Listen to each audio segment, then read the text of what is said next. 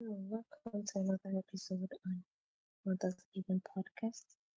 It is our 20th episode, and we're really excited, super proud to have had amazing conversations and discussions helping mothers, women, and everyone entirely. And we're super grateful to our guests who have been tremendously awesome. And thank you to our listeners who have also shared your feedbacks and how Mother's Haven has been impactful and beneficial to your life. Right, we'll be discussing leveraging your personal power. And basically, it tells us that every person, every woman, every mother has a power inside of her. She's possesses great things, she possesses amazing things, and she possesses great power to be able to drive and thrive through various and so many things that come through, so many obstacles and conditioning that happens in life. And the first thing to note in leveraging your personal power is to understand the awareness. So you can only leverage what you are aware of. So if you don't know the power that you have inside of you, it will be difficult for you to actually leverage it. So how do you do this? You have to dig into your strengths. You have to do a strength test, a personality test. You have to ensure that you keep thriving and you're doing awesomely well in the things that you're good at. And it's not restricted to your talents, it's not restricted to your ability or your skills. It even goes deeper and deeper into so many potentials that you are not aware of.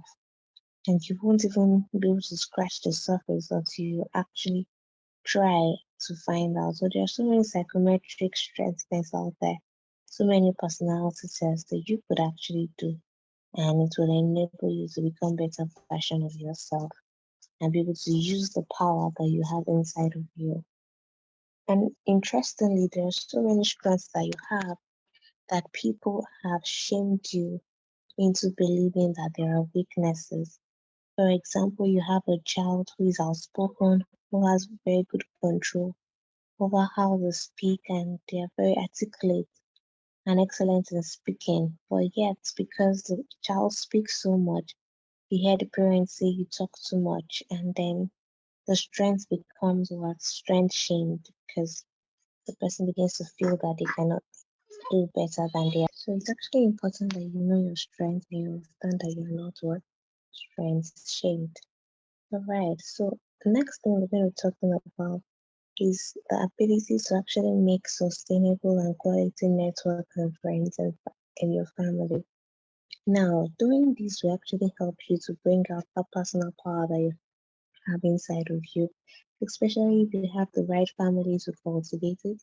You have good friends who encourage you, and you have a wonderful and awesome network of collaborations and connections that help you to further work, to further thrive and do better.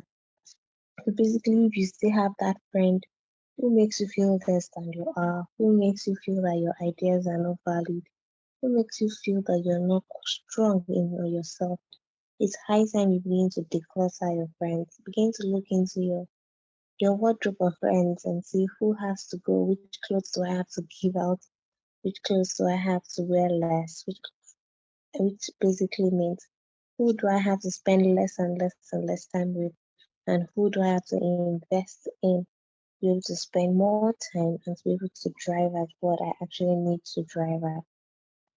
And doing this will help you to bring out that power that you have inside of you.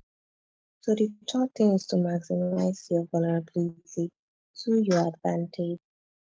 Alright, so you actually have to learn how to ask for help. Be vulnerable enough to share your weaknesses with people you trust and know that can help you. And be vulnerable enough to accept this help. Because certain times when we ask for it, we don't want to receive it. We don't accept the help. And help is not limited to your inner circle. It's not limited to your friends or your family. Basically, you can also capitalize on the circle of your inner circle. So you keep extending and drawing the circles until you're able to get what you need. And number four, we'll be talking about having a coach who can help you amplify the power you already have inside of you. Basically, that's how it works. You have it inside of you, your coach brings it out. And also ensure that you have a mentor who has gone what ahead of you in whatever you're doing and helps you to what achieve what you will not have been able to achieve and help you to achieve what you don't have because why your mentor has gone ahead of you and can help you avoid the mistakes he or she already made with respect to what you work at.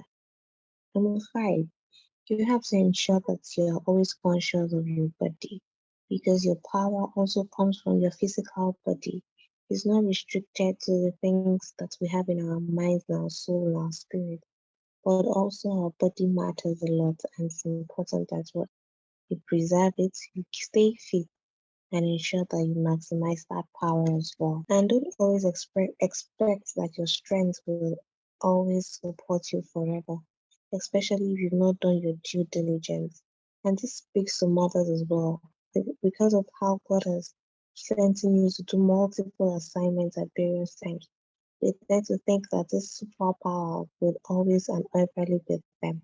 But the truth is, you do not possess your superpower for life. So that's why it's very, very important you care for your body and you understand how you prioritize yourself and keep it what sustainable. Number six, it's important that you stay true to yourself, stay authentic. Your power is yours and do not compare with any other person. It doesn't help you living a life of comparison because you have been created to do brand new things, you have been created to do great things, you have been created to do unique and wonderful things. So why do you compare your own power to that of the next person beside you? No. Thrive in you, thrive in the authenticity, and thrive in the amazing things that God has for you. Which brings me to number seven. A lot of our power lies in the person who created us, which is God. So you have to go to Him and tell Him to unravel most of the strengths that you have, most of the power that you have. I would actually even help you to drive through your current situations, drive your current challenges, and to drive through any other situations you find yourself. And finally, number eight, your personal power comes from your skills, your previous experience, your background, everything that you can trace and trace. Be able to find who you really are and what you carry in your inside comes from what? From your personal power. So once again, I take the 8 points. Number one is awareness. You have to know what you carry to be able to maximize and be aware of it. And that involves what doing your strengths and also your weaknesses. So in as much as you maximize your strengths, you also have to find collaborations and partnerships that can help you to make up for your weaknesses. And number two is your ability to make quality and sustainable network of friends and families who can actually give you that support that you need, that strength that you need, and be able to support you through your dreams. And number three is to maximize your vulnerability to your advantage.